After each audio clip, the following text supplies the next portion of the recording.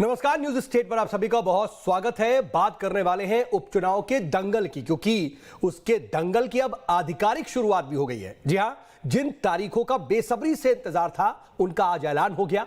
मध्य प्रदेश की विजयपुर और बुधनी सीट, साथ ही छत्तीसगढ़ की रायपुर दक्षिण सीट पर विधानसभा के उपचुनाव 13 नवंबर को होंगे। इसका आज इलेक्शन कमीशन ने ऐलान कर दिया और इसके लिए बीजेपी और कांग्रेस ने अपनी तगड़ी तैयारियां भी शुरू कर दी हैं। दोनों पार्टियां सीटों पर अपनी अपनी जीत का दावा करती हैं। इसी को लेकर के तीनों सीटों पर किस तरह का माहौल है, कैसे इसको लेकर के वार पलटवार का दौर शुरू हो गया है और कैसे बीजेपी हो या कांग्रेस अपनी अपनी तैयारियों में जुटी हुई है, इस पर आपको एक रिपोर्ट दिखाते हैं। उसके बाद इसी पर करेंगे चर्चा की शुरुआत। जुड़ेंगे हमारे साथ खास मेहमान। पहले एक छोटी सी रिपोर्ट।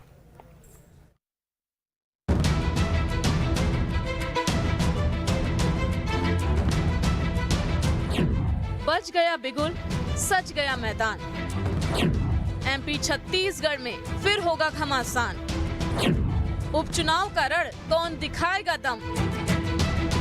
जिन तारीखों का बेसब्री से इंतजार था उनका ऐलान हो गया है। दरअसल चुनाव आयोग ने मध्य प्रदेश की विजयपुर, बुधनी और छत्तीसगढ़ की रायपुर दक्षिण सीट पर विधानसभा उपचुनाव का ऐलान कर दिया है, जिसका मतलब साफ है कि एक बार फिर से मध्य प्रदेश और छत्तीसगढ़ में सियासी पार्टियों के बीच चुनावी घमासान मचने वाला है। मध्य प्रदेश और छत्तीसगढ़ में उपचुनावों की तारीखों का ऐलान हो गया है। मध्य प्रदेश की बुधनी और विजयपुर सीट पर 13 नवंबर को वोटिंग होगी, जबकि 23 नवंबर को वोटों की गिनती होगी। जबकि छत्तीसगढ़ की रायपुर दक्षिण सीट पर भी 13 नवंबर को मतदान होगा, जबकि 23 नवंबर को मतगणना होगी। सबसे पहले आपको मध्य प्रदेश की बुधनी और विजयपुर सीट के बारे में बताते हैं। मध्य प्रदेश के पूर्व मुख्यमंत्री शिवराज सिंह चौहान के सांसद बनने के बाद बुधनी सीट खाली हुई थी, जबकि विजयपुर से विधायक रामनिवास रावत के बीजेपी में शामिल होने से वहां की सीट खाली हुई थी। बुधनी सीट साल 2008 से बीजेपी का गढ़ बनी हुई है। विजयपुर सीट कांग्रेस का गढ़ थी। यहाँ से रावत 6 बार कांग्रेस से विधायक रहे। साफ है, बुधनी में बीजेपी अपनी जीत के लिए आश्वस्त है, जबकि विजयपुर सीट पर कांग्रेस अपना दावा ठोक रही है, क्योंकि विजयपुर सीट से रामनिवास रावत 6 बार कांग्रेस की तरफ से विधायक रह चुके हैं। ऐसे में सीट को जीतने के लिए बीजेपी को एड़ी चोटी का जोर लगाना होगा। दूसरी ओर बात छत्तीसगढ़ की करें तो यहाँ बृजमोहन अग्रवाल के सांसद बनने के बाद रायपुर दक्षिण सीट खाली हुई थी। बीजेपी के सीनियर नेता और पूर्व मंत्री बृजमोहन अग्रवाल के रायपुर से सांसद चुने जाने के बाद उन्होंने सीट से इस्तीफा दे दिया था, जिसके बाद यहां उपचुनाव की स्थिति बनी है। रायपुर दक्षिण विधानसभा सीट बीजेपी का मजबूत गढ़ मानी जाती है। रायपुर दक्षिण विधानसभा सीट बीजेपी का मजबूत किला मानी जाती है। बृजमोहन अग्रवाल 1990 से 2023 तक लगातार यहां से 8 विधानसभा चुनाव जीत चुके हैं। 2023 के विधानसभा चुनाव में उन्होंने छत्तीसगढ़ में सबसे बड़ी जीत हासिल की थी। बीजेपी ने 2024 के लोकसभा चुनाव में उन्हें रायपुर से प्रत्याशी बनाया था, जहाँ जीत हासिल करने के बाद उन्होंने विधायकी से इस्तीफा दे दिया था। साफ है, एमपी और छत्तीसगढ़ में चुनावों का ऐलान तो हो गया है। ऐसे में अब दोनों ही राज्यों में बीजेपी कांग्रेस इन सीटों पर जीत का परचम लहराने की कोशिश करेगी। Team news state.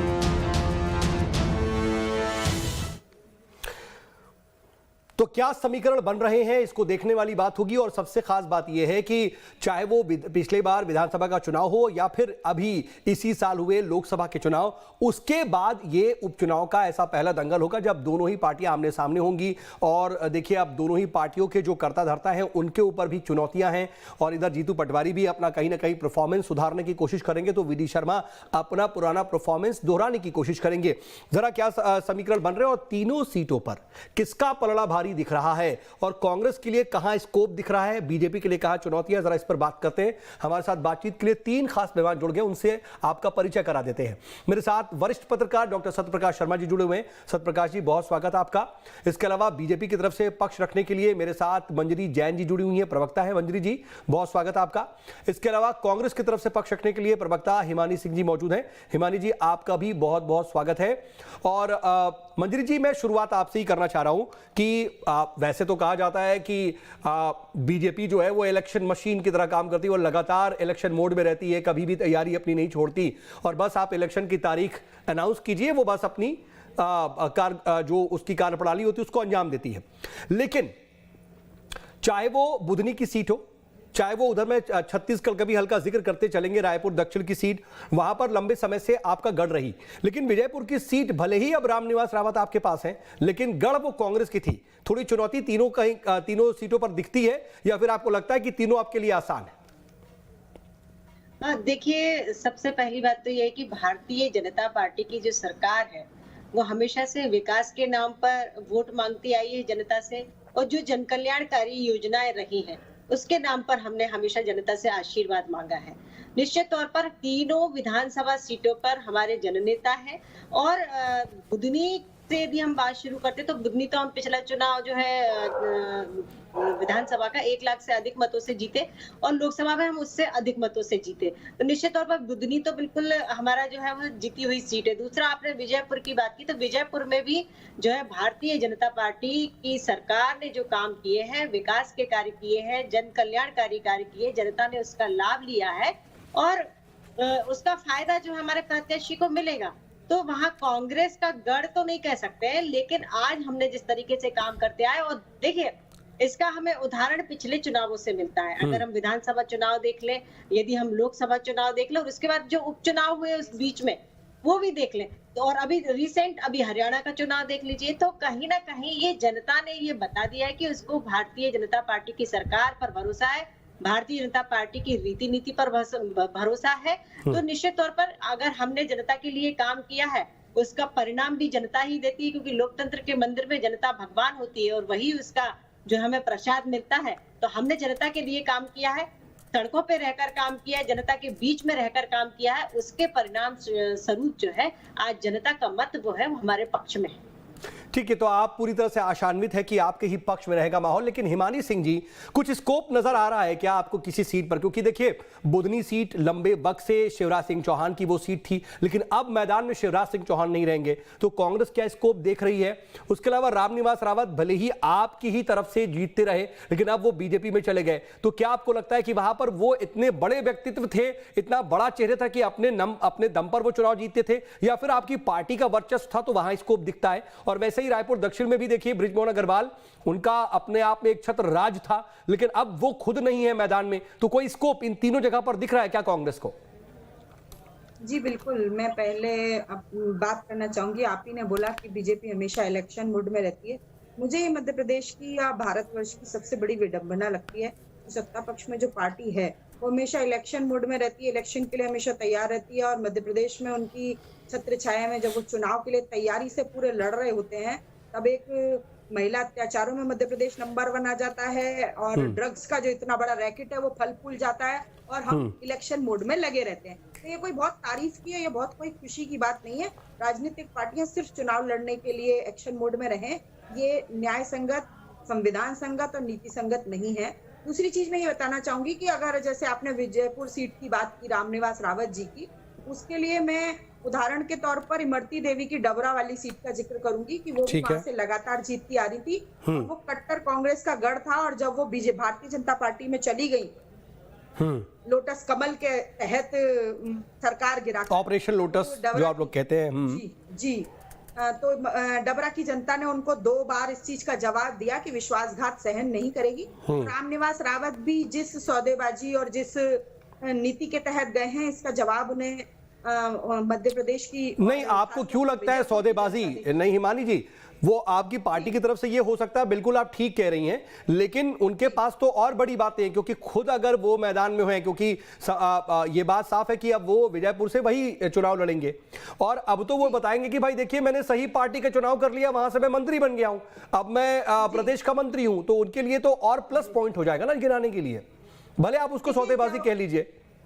तो ये जवाब तो इमरती देवी के समय पे भी था, वो भी मंत्री थी, और उन्होंने भी बहुत सारे ऐसे वादे दावे किए थे, लगातार वहां से विधायक बन रही थी, और उन्होंने इस तरह के दावे किए थे कि वो अब भी मंत्री हैं। तो उस तरफ की जो जनता ने, डबरा की ने जो जवाब दिया था, और दूसरी चीज, अभी जो मध्य प्रदेश में स्थिति हो गई है कि हम कितनी भी मुख्यमंत्री जी अपनी छवि बनाने के लिए कोई भी इवेंट बनाए, चाहे दशहरा बनाए, रक्षाबंधन बनाए, लेकिन महिला अपराधों के जिस तरह से आंकड़े आते हैं, आखिरकार मीडिया को भी मजबूर हो जाना पड़ता है हर दूसरे तीसरे दिन डिबेट करने के लिए कि कहाँ किस बेटी को जला दिया गया, कहाँ किस बेटी को गाड़ दिया गया, कहाँ किसके साथ सामूहिक बलात्कार हो गया। और अब तो एक जो उड़ता मध्य प्रदेश की तरफ, जो मध्य प्रदेश अक्सर है, जो आजकल इनके खुद के विधायक मंत्री दूसरे मुख्यमंत्रियों से मंच, सार्वजनिक मंचों से जो गुहारें लगा रहे हैं, तो उसके बाद बिल्कुल ऐसा लगता है कि जो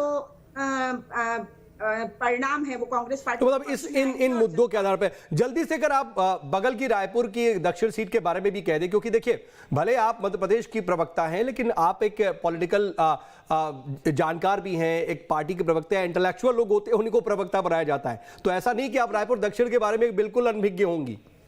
बिल्कुल बिल्कुल। तो रायपुर छत्तीसगढ़ की स्थिति भी कुछ अलग नहीं है मध्य प्रदेश से। वहां पर भी जो स्थिति है वो मध्य प्रदेश के लगभग समानांतर ही। अच्छा, आपको भी अब वहां पे भी जी लय वाले मुख्यमंत्री अपनी छवि बनाने के उसमें इतना डूब गए हैं कि मध्य प्रदेश में क्या हो रहा है इसकी तरफ उनका ध्यान नहीं है, और सिर्फ वो पुराने वाले मुख्यमंत्रियों की छवि को धूमिल करके अपनी छवि बनाने में, चाहे मोहन यादव हो या विष्णुदेव साय। अच्छा, ठीक है। तो मंत्री जी से जवाब भी लेंगे हम, जरा उनके पास भी दोबारा चलेंगे, लेकिन मैं आप दोनों के बाद अब जरा सा आगे बढ़ता हूं और सत्य प्रकाश जी मैं आपके पास आना चाह रहा हूं कि सर ये इन तीनों सीटों पर माहौल क्या दिख रहा है? क्योंकि एक तरफ हम देखते हैं कि चाहे वो बुधनी सीट हो, चाहे वो रायपुर दक्षिण सीट हो, लंबे समय से वो बीजेपी का गढ़ रही, लेकिन विजयपुर सीट लंबे समय से कांग्रेस का गढ़ रही, लेकिन जिसकी वजह से जो जीतते रहे पूरे टाइम वो अब बीजेपी में जा चुके हैं। तो बीजेपी के लिए विन विन सिचुएशन है, या फिर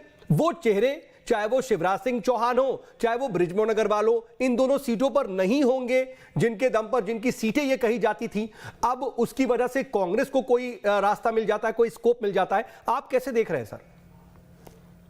देखिए, मध्य प्रदेश छत्तीसगढ़ की तीनों सीट्स में मैं जो सबसे ज्यादा इंपॉर्टेंट सीट मानता हूं तो वो विजयपुर मानता हूं, क्योंकि ये दोनों सीट्स, रायपुर सिटी साउथ या फिर बुधनी, ये बड़े बीजेपी के लीडर्स की कॉन्स्टिट्यूंसी रही है, उनका इंपैक्ट पड़ता है। लेकिन एक स्कोप कांग्रेस को जरूर मिलता है, क्योंकि वहां पर जब वो लीडर नहीं होते हैं तो जब पार्टी किसको प्रत्याशी नियुक्त करती उसकी इमेज क्या है।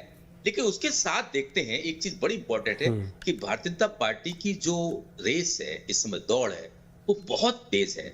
जैसा कि आपने हरियाणा में देखा, लग रहा था कि कांग्रेस बड़ी मजबूती के साथ वहां आ रही है, ठीक बात। लेकिन सोशल इंजीनियरिंग उनकी समझना पड़ेगी। और देखिए मोहन यादव का क्या यूज किया, नॉन जाट वोट को, यानी यादव और ओबीसी को साथ लेकर भारतीय जनता पार्टी ने इतनी सारी जीतें जीती। तो सोशल इंजीनियरिंग के मामले में भारतीय जनता पार्टी इलेक्शंस में अपनी जबरदस्त स्किल को दिखाती है, और उल्टे कांग्रेस गुटबाजी में ही रह जाती है, और यही यहाँ पे भी दिख रहा है। अब आप महत्वपूर्ण चीजें, अब देखिए, अब बात करते हैं विजयपुर सीट की।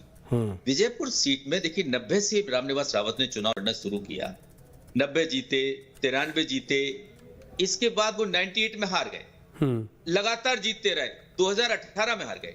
देखिए बड़ी वहां की स्थिति है कि जब कांग्रेस ने शिवपुर और मुरैना दोनों जिले की सभी सीट जीती 2018 में, लेकिन विजयपुर हार गए। तो कहने का तात्पर्य यह है कि कांग्रेस का प्रभाव ना मान सकते, क्योंकि अन्य चुनावों में आप देखते हैं, पीछे जाते हैं तो कांग्रेस का परफॉर्मेंस बहुत पुअर रहा है, बावजूद भी रामनिवास रावत चुनाव जीतते रहे। यानी कहा जा सकता है कि उनकी जो पर्सनल कनेक्टिविटी है या बॉन्डिंग अमंग द पीपुल जो उनकी दिखती है, वो कहीं ना कहीं उनको वहां एक मजबूती प्रदान करती है। साथ ही मध्य प्रदेश में चाहे भारतीय जनता पार्टी का संगठन कहें या मोहन यादव की स्ट्रैटेजी कहें, उससे ये साफ जाहिर होता है कि उस सीट पर पूरी ताकत झोंक दी जाएगी। नरेंद्र सिंह तोमर की भी साख वहां दाग पर लगी है।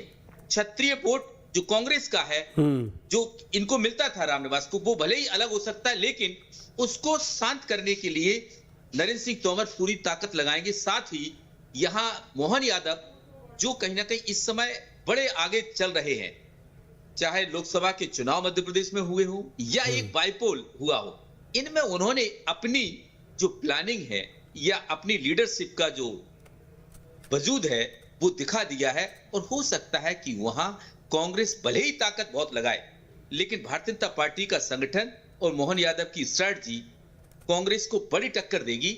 लेकिन ये माना जा रहा है कि कांग्रेस ने ज्यादातर बड़ी लीडरशिप को विजयपुर पर फोकस कर रखा है।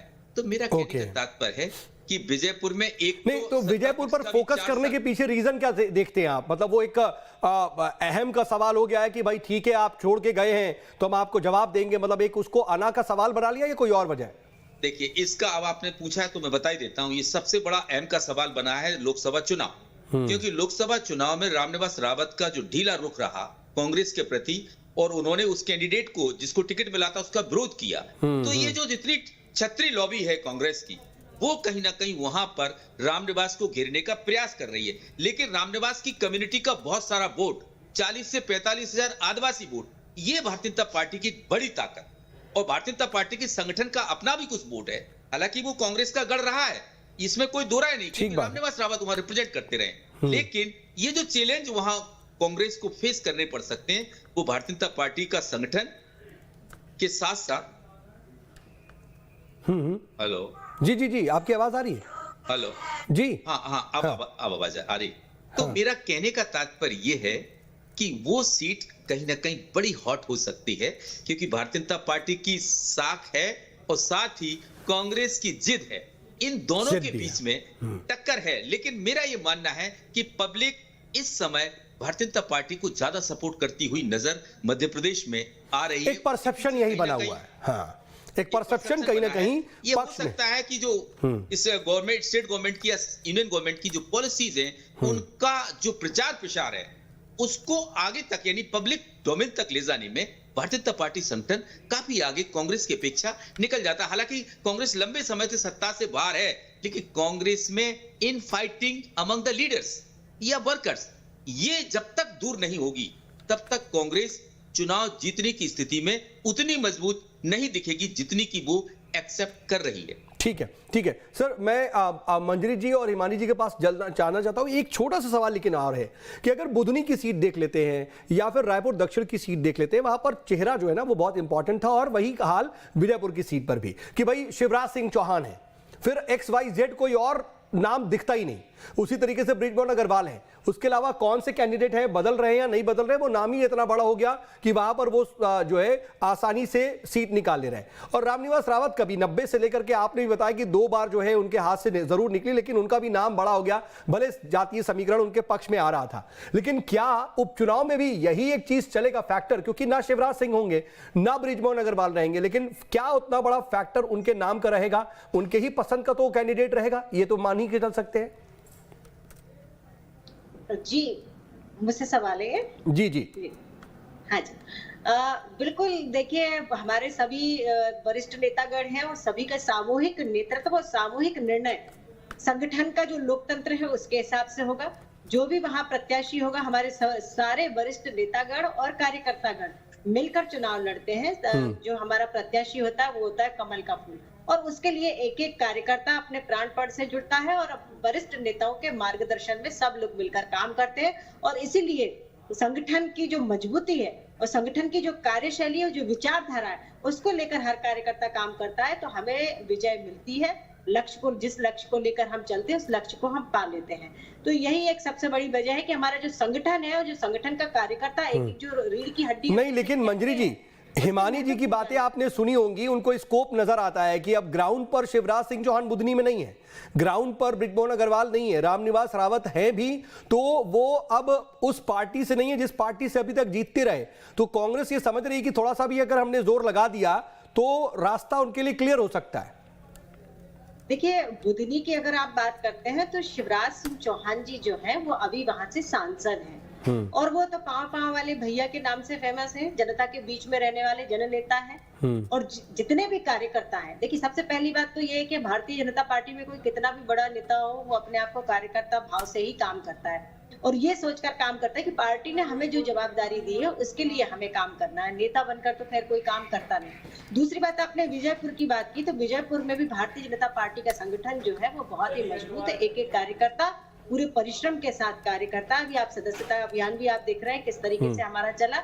और दूसरा जो वहाँ विजयपुर में अभी जो मंत्री विधायक हैं, जो कि आप बार बार उनके लिए कह रहे कि कांग्रेस से आए, तो वो खुद भी उनका जनता से एक अच्छा जुड़ाव है। भले ही वो कांग्रेस में रहे, लेकिन एक जन नेता के रूप में रहे। नहीं, लेकिन मंजरी जी, हिमानी जी कह रही हैं कि सौदेबाजी उन्होंने की है, और उस सौदेबाजी को लेकर के, उस पॉइंट को लेकर के वहां पर वो विजयपुर की जनता के सामने अगर जाएंगे, कुछ बड़े नेता वहां जोर लगाएंगे, क्योंकि अभी देखिए हमारे साथ वो भी यही बात कह रहे थे कि किस तरीके से सत्य प्रकाश जी भी यही कह रहे थे कि कैसे वहां पर कांग्रेस ने इसको जिद का सवाल बना रखा है। तो अगर वहां पर पूरा फोकस करके सौदेबाजी को, इन सब चीजों को मुद्दा बनाया जाएगा, तो क्या वो दिक्कत वाली स्थिति नहीं पैदा करेगी?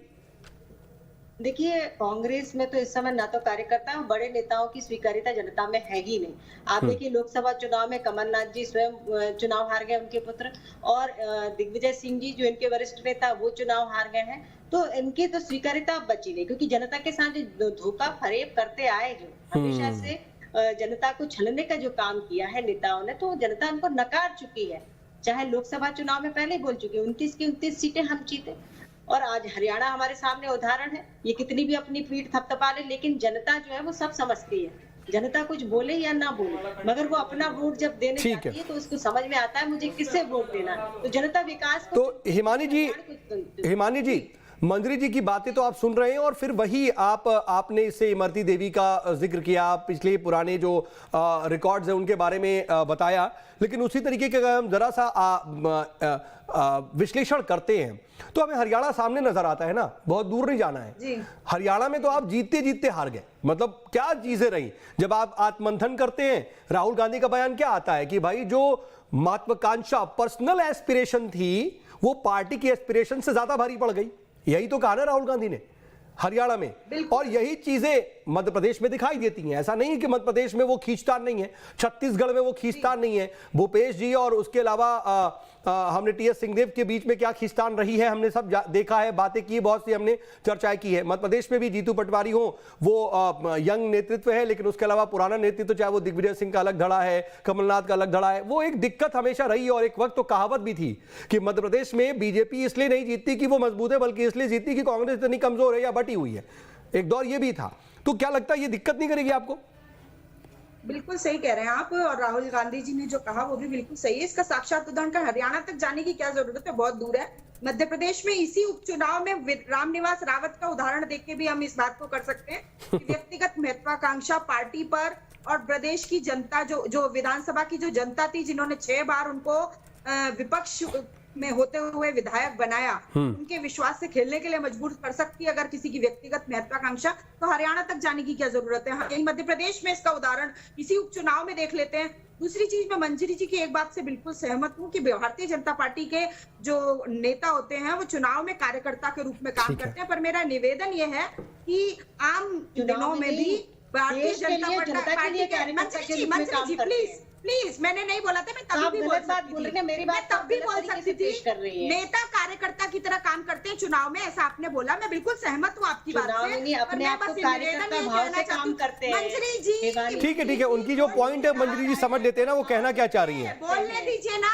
नहीं, कोई दिक्कत नहीं, आपकी बात कोट कर रही है, वो गलत भी नहीं कोट कर, क्या कहना चाहती है समझ में तो आ जाए मंजरी जी। बिल्कुल, पर ये जो जनता के बीच में जो उदाहरण इनके कार्यकर्ता बाकी समय पे पेश करते हैं, कभी भी किसी प्रशासनिक अधिकारी को मार पीट देते हैं, किसी का कॉलर पकड़ देते हैं, आज ही भोपाल का, तो उसका जो रिजल्ट आपको दिखेगा वो उपचुनाव के नतीजों में भी दिखाई देगा कि भारतीय जनता पार्टी के कार्यकर्ता चुनाव के समय हाथ जोड़े रहते हैं और बाकी समय उनके हाथ खुले रहते हैं। मुझे लगता है कि उपचुनाव में भी इस चीज का असर आपको बिल्कुल देखने को मिलेगा। अच्छा, ठीक है, लेकिन मैं एक चीज आपसे समझना चाह रहा हूं, मैं मंजरी जी आ रहा हूं एक सवाल के साथ, मैं आपके पास आता हूं, लेकिन हिमानी जी मुझे जरा कुछ आप जानकारी दे सकते हैं कि चलिए ठीक है, आपने कहा कि किस तरीके की स्थिति रही है विजयपुर में, लेकिन अब रामनिवास रावत बीजेपी के साथ है और वहां से वो चुनाव में उतरेंगे, कांग्रेस के पास उनका विकल्प क्या है, उनके सामने किसको खड़ा करेंगे? क्योंकि अभी तक तो आपका चेहरा वही थे। कुछ चीजों के जवाब समय के साथ मिले। पार्टी का वरिष्ठ नेता तो आज चुनाव की घोषणा हुई है, जब कैंडिडेट की घोषणा होगी तो आपको भी पता चल जाएगा, और जब रिजल्ट आएंगे तब आप नहीं, मुझे क्या आपको लगता नहीं कि इसमें जल्द से जल्द फैसला आना चाहिए, सामने आ जाना चाहिए? क्योंकि ये बार बार कई बार होता है कि लेट से जब कैंडिडेट सामने आता ना उसको तैयारी का मौका मिलता है, ना जनता से कनेक्ट होने का मौका, और विधानसभा आपके सामने था, उसमें ये दिक्कतें आई मैं थी। आपकी बात से सहमत हूँ कि जल्दी से जल्दी आना चाहिए, और पर जितना समय लगना चाहिए ठीक उतना है, लगेगा। लेकिन पार्टी के वरिष्ठ नेतृत्व ने तैयारियां कर रखी हैं। तो बुधनी और रायपुर दक्षिण के बारे में भी आप अभी भविष्य पर ही छोड़ेंगे? सर कैसे मैं यहाँ से घोषणा कर सकती हूँ? नहीं, घोषणा मत कीजिए, मैं तो आप कह रहा हूं कोई नाम तो होता है ना। अभी जैसे बुधनी और उसके अलावा जो दूसरी सीट है रायपुर दक्षिण की, वहां के बारे में बहुत सी बातें चल रही है, मैं अभी बात करूंगा। तो बहुत सी चर्चा होती है नामों की। बहुत मजबूत कैंडिडेट आपके सामने आएगा, और जो कांग्रेस। चलिए ठीक है मंजरी जी, मैं जल्दी से आपसे समझना चाहूंगा कि अभी अगर हम बुधनी की बात कर ले तो बड़े चर्चाओं में नाम है रमाकांत जी का, और उसके अलावा शिवराज सिंह के सुपुत्र है कार्तिकेय, वो बड़े दौरे भी कर रहे हैं और काफी सभाएं भी कर रहे हैं, मिलना जुलना भी, काफी जनसंपर्क कर रहे हैं। तो क्या इशारा मिल रहा है, क्या कार्तिकेय इस बार उपचुनाव में जा सकते हैं, ऐसी कोई उम्मीद है? नहीं, देखिए ये तो पार्टी के नेतृत्व तय करेगा, जो हमारी कमेटी है, चुनाव कमेटी है, वो करेंगे तय। ये इसके लिए तो हम अभी कुछ नहीं कह सकते, लेकिन कार्तिकेय जी जो है वो भी कार्यकर्ता की हैसियत से ही काम कर रहे हैं, और रमाकांत भार्गव जी पूर्व सांसद नहीं ठीक है, लेकिन अगर कार्तिकेय को पार्टी अगर कैंडिडेट घोषित करती तो आपको क्या लगता है कि सही कैंडिडेशन रहेगा? देखिए पार्टी जो निर्णय करेगी हम उसके साथ हैं, सही और गलत पार्टी सोच के करती है। अच्छा, मतलब वो सही और गलत जो भी हो आप उसके साथ हैं। वो सही होता है, पार्टी जो भी निर्णय करेगी उसके लिए हर कार्यकर्ता, देखिए हमारा जो प्रत्याशी होता है वो कमल का फूल होता है, मैं आपको पहले ये बात कह चुकी हूँ। और जो भी कार्यकर्ता है वो सारे कार्यकर्ता, एक छोटे से छोटा कार्यकर्ता भी उपयुक्त है, और चाहे बड़े से बड़े नेता चुनाव लड़े तो वो तो है ही उपयुक्त, उसमें क्या है। सत्यप्रकाश जी, मैं आना चाह रहा था आपके पास कि आखिर किन नामों की चर्चा है, क्या नहीं, अगर सर आप 20 सेकंड में बता पाए, क्योंकि मुझे वाइंड अप के लिए कह दिएगा, समय बिल्कुल नहीं है। देखिए कांग्रेस का विजयपुर में एक प्लान है, जो मेरे सोर्सेस कहते हैं कि भारतीय जनता पार्टी का कोई ऐसा कैंडिडेट, ठीक है सर, जो मजबूत रहा हो और पार्टी से ना खुश हो, उसको टिकट देकर विजयपुर में घेरा जाए कांग्रेस। चलिए अब देखते हैं सर कि किस तरीके से वहां पर वो एक रणनीति तैयार होती है। आप हमारे साथ जुड़े, चर्चा में शामिल हुए, इसके लिए आपका बहुत बहुत शुक्रिया। तो कुल मिलाकर के दंगल जो है वो शुरू हो गया उपचुनाव का। अब देखना होगा कि इसमें आखिर जीत किसकी होती है, नजर हमारी बनी हुई है। फिलहाल वक्त एक छोटे से ब्रेक का।